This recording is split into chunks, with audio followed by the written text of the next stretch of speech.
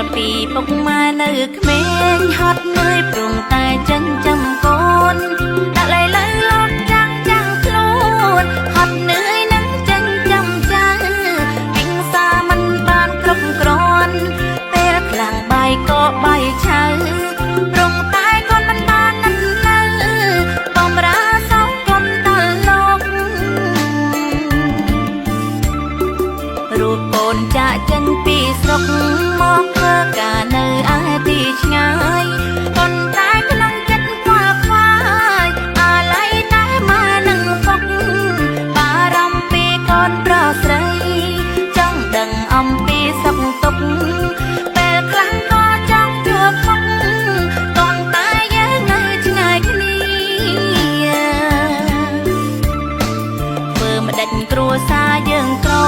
ត្រូវដល់ស្វះស្វែងរកប្រាក់ជីវភាពគ្រួសារលំបាកលុយកាំងមិនច្រើនធូរធាខំប្រឹងរកសន្សំទុកថ្ងៃមុខមិនដឹងឈឺជាព្រោះនៅតែគ្មានការងារប្រាកដអាចរកប្រាក់បានថ្ងៃមួយកូននឹងត្រឡប់ទៅរស់នៅជួបជុំគ្រួសារ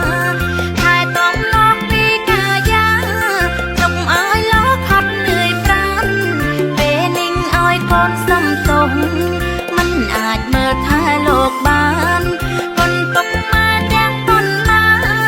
កូនសងវិញមិនអងទេ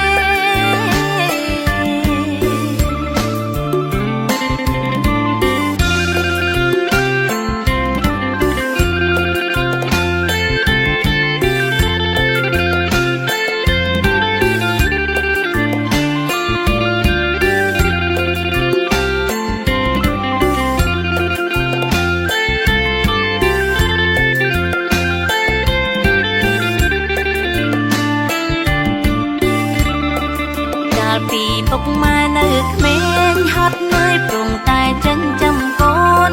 ដាក់លៃលើលោកចាំងខ្លួនហត់នឿយនឹងចិញ្ចឹមចៅពីងសាមិនបានគ្រប់គ្រាន់ពេលខ្លាំងបាយក៏បាយឆៅព្រមតែកូនមិនបាននៅបំរើសងកូនដល់លោករូបកូនចាក់ចេញពីស្រុក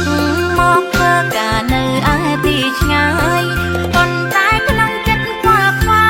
យអាល័យតែមកនឹងពុកបារម្ភពីកូនប្រុសស្រីចង់ដឹងអំពីសុខទុក្ខពេលខ្លាំងក៏ចង់ជួបពុកប៉ុន្តែយើងនៅឆ្ងាយគ្នាធ្វើមិនដេចគ្រួសារយើងក្រត្រូវដល់ស្វះស្វែងរកប្រាក់ជីវភាពគ្រួសារលំបាកលុយកាំងមិនច្រើនធូរធា